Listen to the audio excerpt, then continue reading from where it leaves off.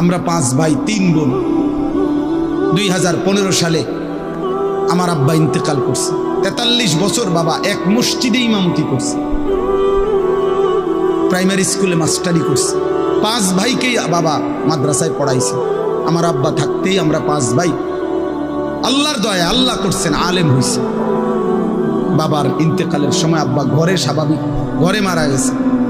আমার আব্বার যে সময় শ্বাস টানতেছে, আমরা ভাই বোন সবাই ছিলাম, আমাদের ছেলে মেয়েরাও ছিল, না আব্বার নাতি নাতনি সব মিলাইয়া আমরা প্রায় 25 জন ভাই বোন নাতি নাতনি মিলে আল্লাহর কোরআন পড়তেছিলাম। এই সময় আমার আব্বা ইন্তেকাল করছে। আমার মা কাঁদতেছিলেন। আমি মারে জড়াইয়া ধরে বলছিলাম, মা আপনি কাইদেন।